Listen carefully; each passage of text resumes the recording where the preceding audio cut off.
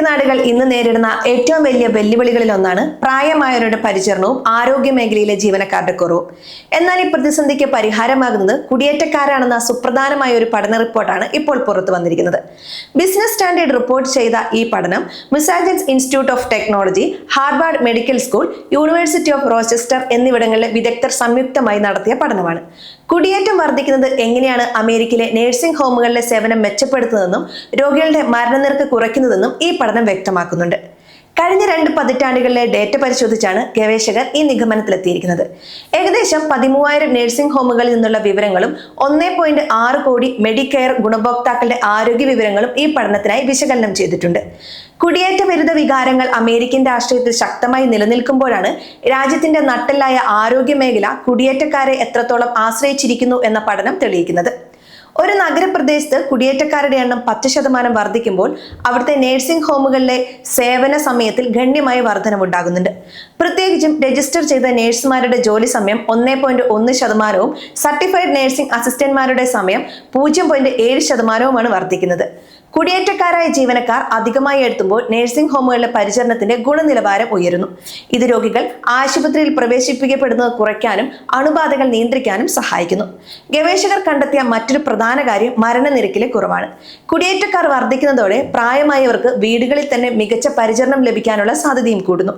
ഇത് രോഗികളുടെ മാനസികവും ശാരീരികവുമായ ആരോഗ്യം മെച്ചപ്പെടുത്തുകയും മരണനിരക്ക് കുറയ്ക്കുകയും ചെയ്യുന്നു.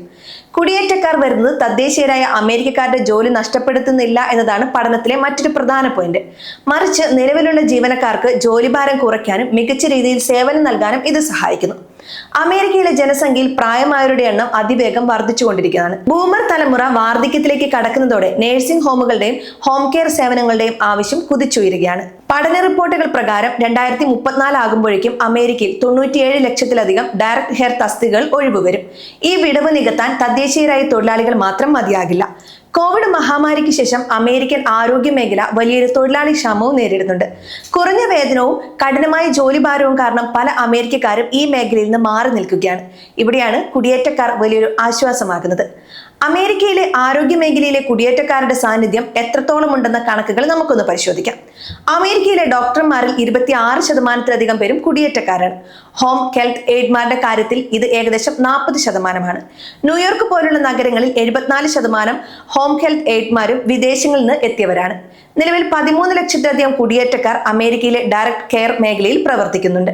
ഇത് ആകെ തൊഴിലാളികളുടെ 4/1 വരും. കുടിയേറ്റം കേവലം സേവനത്തിന്റെ കാര്യത്തിൽ മാത്രമല്ല, സാമ്പത്തികമായും അമേരിക്കയ്ക്ക് ഗുണകരമാണ്. കുടിയേറ്റക്കാരായ തൊഴിലാളികളുടെ ലഭ്യത പ്രായമായവരുടെ പരിചരണത്തിനുള്ള ഭാരിച്ച ചെലവ് നിയന്ത്രിക്കാനും സഹായിക്കുന്നുണ്ട്. കുടിയേറ്റം തടഞ്ഞാൽ ഈ മേഖലയിലെ വേതനം കുത്തനെ ഉയരുകയും അത് സാധാരണക്കാരായ അമേരിക്കക്കാർക്ക് താങ്ങാൻ കഴിയാത്ത രീതിയിൽ നഴ്സിംഗ് ഹോം നിരക്കുകൾ വർദ്ധിക്കാൻ കാരണമാവുകയും ചെയ്യും. കുടിയേറ്റക്കാരായ ആരോഗ്യ പ്രവർത്തകർ രാജ്യത്തിന് വലിയൊരു തുക നികുതിയായും നൽകുന്നുണ്ട്. ഇവരെ പുറത്താക്കുന്നത് രാജ്യത്തിന്റെ സാമ്പത്തിക ഭദ്രതയെയും ബാധിക്കും. പഠനം കുടിയേറ്റത്തിന്റെ ഗുണവശങ്ങൾ എടുത്തു പറയുമ്പോഴും അമേരിക്കയിലെ രാഷ്ട്രീയ സാഹചര്യം പലപ്പോഴും ഇതിന് വിരുദ്ധമാണ്.